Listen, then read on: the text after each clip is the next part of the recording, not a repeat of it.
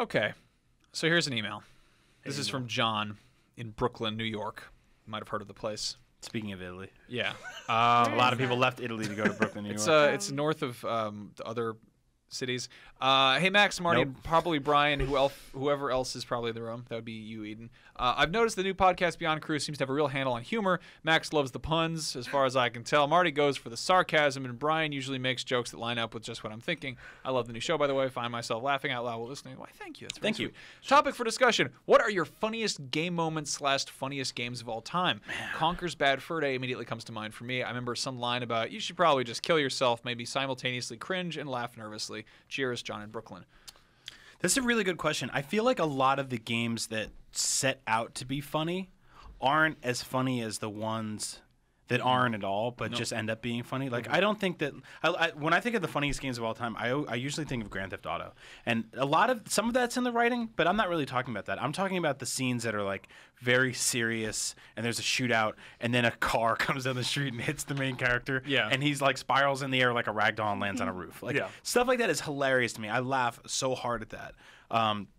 I think a lot of writing in games, like in games that are supposed to be funny, usually, like, I actually didn't think that Conker's Bad Fur Day was that hilarious. I thought it was funny because it was dark and it was on a Nintendo console, and it was made by Rare, who had made these cutesy collectathon platformers for so long. Hopped very well on the whole South Park zeitgeist that was big at the time. Yeah. Of like something cute and adorable as cursing. Yeah. And it was it was especially weird because it was this game that was originally announced as like, it was in the vein of Banjo-Kazooie. It was this cute game where you play this cute squirrel and you're running around the environment, and then all of a sudden we saw it again, and he's this alcoholic deposed king on a throne just drinking and talking about how he fought this giant mound of literal feces. And I thought that some of the the writing less, but the sort of a lot of the slapstick in it was just kind of funny enough that it was stupid that it worked. Like, there's a part in that game where you have to get to the next platform, you have to jump on a sunflower's tits. And she's just like, hey, jump on my boobs, and you jump on her boobs and you get to the next level, and you're like, okay, great, thanks. And like, he got drunk in that game and just like walked around throwing up on things. Like, that's kind of really nice. There was these dragons in there that were smoking weed, I think, and it's great. I don't even know if you're making up. But less so were like the parts where they parodied The Matrix or Private Ryan. Or like, you know, like. Yeah, I think this question's interesting because you sort of already nailed it. There's two types of humor. Yeah. There's mechanical humor, which I think is like Far Cry games handle super well. Like, if you play Far Cry 3 or Far Cry 4 and just go out to do something weird, you're going to have an amazing time. Oh, dude, like launching a grenade at a tiger and watching it like just fly. For some reason, when things blow up and people just fly away, like, I laugh my ass off. Like, in Far Cry, when you throw a grenade at a tiger's feet when he's running at you, like, that's one of the first time we got a copy of that game early in the office, and Greg Miller and I went into a Let's Play bay, and we went to this thing on the map that said Tiger's Cave, and we're like, we got to go here. We went there. We landed our crappy prop helicopter there. We heard this growling noise. A tiger started running out of it. Greg threw a grenade. It landed at the tiger's feet, and the tiger did 17 flips in the air, dead, right towards our faces. And we ran out of the room screaming and laughing and being like, "That's the best game ever made. It's awesome." Like, stuff like that is great. And it was less so much like, "Oh, AJ has a really funny joke in this upcoming cutscene." It was more just like, "Hey, like, we just blew up an eagle with C4." See, that's the thing that I think the weird thing about comedy is that so much of it is like, if you're participating in it, it'll frequently be funny. In games, you inherently have to kind of participate in it.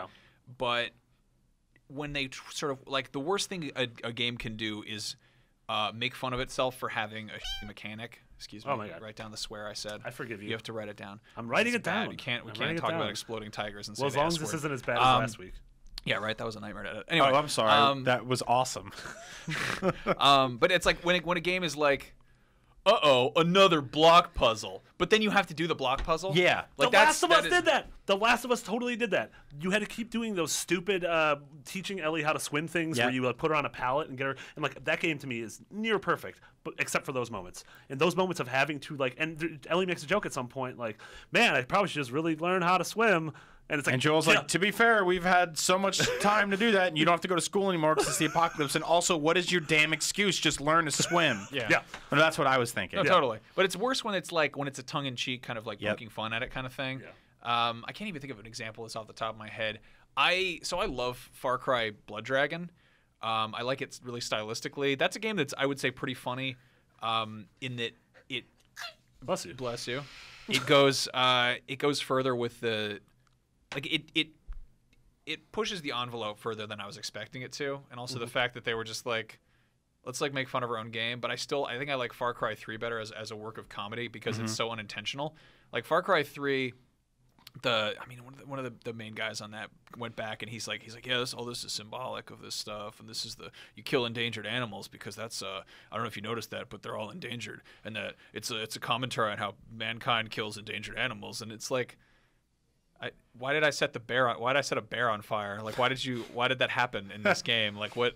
Like, I covered an animal with bombs and it ran into a room and blew up boys with it because they're all in there and they're just hanging out. And I mean, it's always the weird little bits of broken stuff that make that funny to me. Like, so many games are B movies. Like, they're things that are meant to be kind of ridiculed, and you have the luxury of doing that because the games are like their games are beating you up. They're weird. They're like if you could get bullied by like a B movie, that's like funny game. So let's circle back around. Are we talking about B movies as in like the letter, or B as in the B movie? Jerry Seinfeld's the B movie. Oh no, not the one about actual bees. So that wasn't a good joke. I thought I like the idea that games are all just the B movie. That joke was a block puzzle. Wow. About people that couldn't swim. What an awful thing. Damn it, Marty. What a rotten joke to tell. Well, one block puzzle I always loved in video games wasn't one at all, but in the game Perfect Dark in the Carrington Institute, which is basically you start in this like really. For some reason, this game, it's supposed to be really serious, but it's so dumb. It's so dumb, but I love it for that. But Joanna Dark is a secret agent, and she works in this place called Carrington Institute, which is like this super British like polygon facility that like only 2 people actually work at. And in the basement is a shooting range, but you can drag one of the floating crates down to the shooting range and use it to open up to keep the door open. So the assistant woman or person in the hallway, I think it's a man, stands in the hallway and he's by this laptop where he's just kind of like, I'll load up any gun in the game and you can practice it on your range. And you're like, nah, I'm gonna keep this door open and practice it on your face. So you can just shoot arrows at him and cover him in mines, and he just stands here. He's just this British polygon man. He's just like, and you just throw crap all over him and detonate it and blow it up, but he never gets hurt. And I used to do that for hours, and that was the funniest thing in the world to me. But no one wrote that that's joke unintentional in, humor. You know, exactly. like that's a glitch that makes makes the game funnier. You never got into Metal Gear, right? Well, so I was going to bring up Metal Gear because one of my favorite things in that game that's really funny is when you're in a locker and there's porn everywhere. Like, that's just a joke someone threw in there, and you don't really...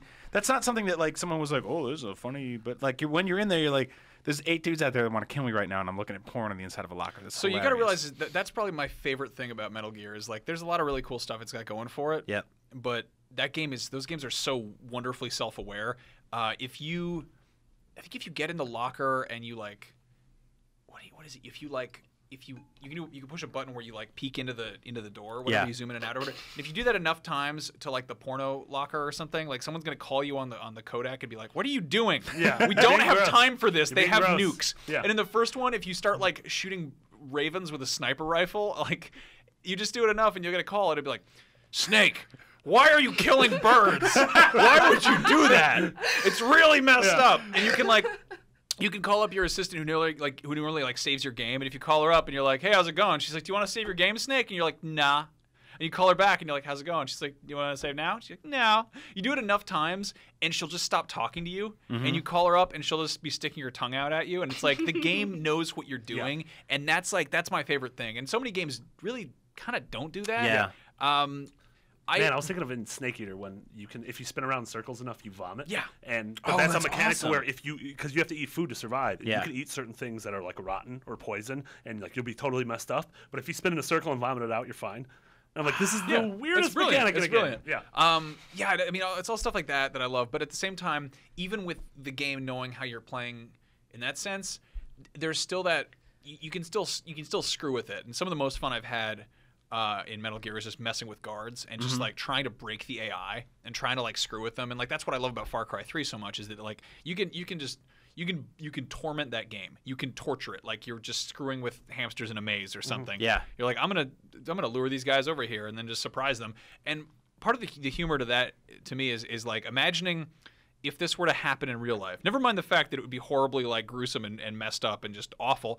I love just imagining, you know, a game character as a real person who's just like that obnoxious. You Yeah. know, it's basically Jackass. Yeah, that's I love that you bring that up because I do that a lot. I did that in Watch Dogs. I did it in a lot of stealth games like Splinter Cell. I'll do it where you just kind of run up and smack a dude in the back of the head and then run away like crazy like a little kid. Yeah, it's basically Ring and Run, but in video games, Ding Dong Ditch, where you're just like bong, and then he's like, "Who the hell was that?" And you Ring run. and Run was actually a name of Sonic the Hedgehog early on. Yeah, that was a hop and bop action. Yeah. So wait, platformer. you stopped the entire podcast because I made that B movie joke, and yet I don't like Run... I don't like DreamWorks movies. I don't want them brought up on this show.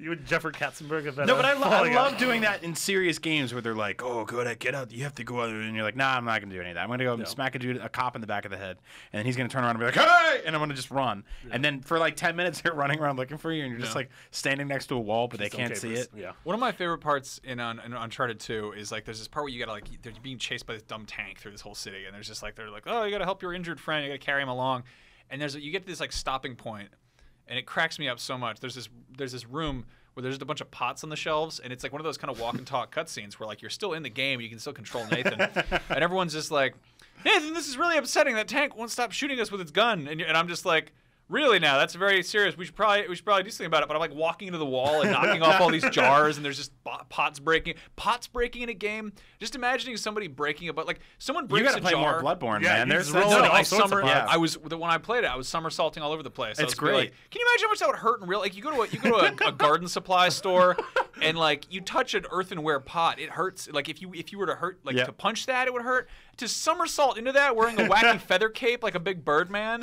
A dumb cowboy hat. I love that. Like a goth cowboy man with a that's a one musket. I love. This is what I'm saying, man. This is like really the crux of all this. Is that it's less so like we wrote jokes into the script, and it's more our game's so serious, but you can interact during the cutscenes and just start jumping on the guy's head and stuff like that. I love that stuff. Yeah. Like that's totally breaking the fourth wall. And he's like, 7 years ago, I knew I had and you're like, ba ba da ba ba da ba da ba da ba, and just jumping around in the background. I love that stuff. That's so more much games fun. are able to accomplish that. Like it is few and far between that a game is actually written well enough to make me laugh. Like Double Fine games are there. Like Tim Schafer is obviously one of those guys. But few and far between is a game that's actually sets out, tells a joke, and makes me laugh.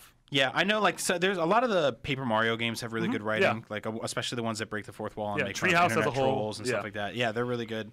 But I love playing like Call of Duty games where they're like, "Come on, we've got to go," and you don't. Like anytime there's a game like that, we're like, "Come on, go," and you either go the wrong way or you just stand there. You go shoot like a watermelon for 20 minutes. Yeah, and then like there's a guy standing next to you and he's just a soldier and he's just like, "We gotta go. Come on, man."